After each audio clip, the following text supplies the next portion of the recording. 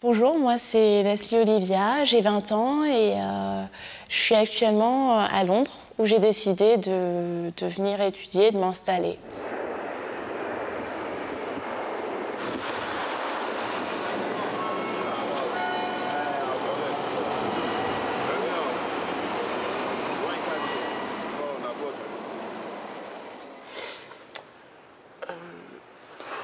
Faut aller en cours, c'est pas toujours facile.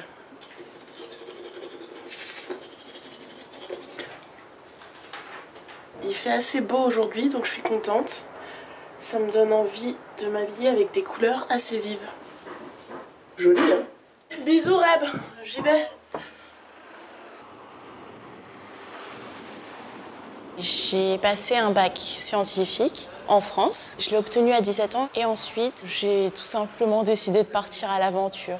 J'avais vraiment envie de découvrir autre chose. Maintenant, ce que j'aimerais faire, c'est peut-être un travail qui est lié à l'événementiel, mais en même temps au management. Ça m'intéresse vraiment et j'ai cherché en France, c'était pas évident, mais ici ils proposent beaucoup de cursus pour suivre cette formation et c'est vrai que c'est assez demandé.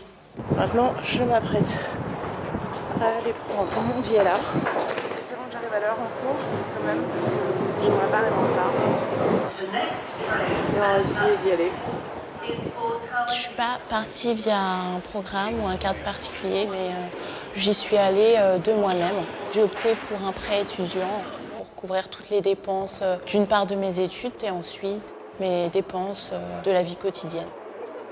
Je suis en première année de management dans un degree qui s'appelle BSc, Bachelor of Science. C'est l'équivalent en fait d'une licence à la faculté. Au début, j'avais tendance à rester dans un petit cocon où je parlais français avec mes amis de classe qui viennent de France et je me suis rendu compte en fait que non, c'était plus intéressant de s'ouvrir en fait aux autres cultures et surtout d'essayer d'améliorer son anglais. Leslie's very friendly and very outgoing and very positive, very self-directed, so that she communicates with other people and engages. She asks questions, which is great. Some students from other countries and other educational backgrounds are less talkative. Cette expérience m'a vraiment aidée à gagner en maturité.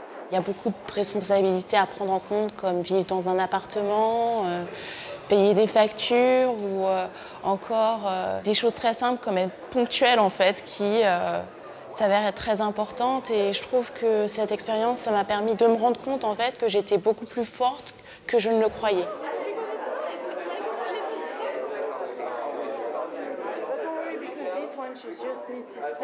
Recréer des amitiés et des liens avec des gens qui n'ont pas forcément ta culture, qui ne te comprennent pas forcément, ça n'a pas été évident et c'est vrai que même dans une ville comme Londres où il y a beaucoup de monde et que c'est très peuplé, parfois tu peux te sentir assez seul en fait.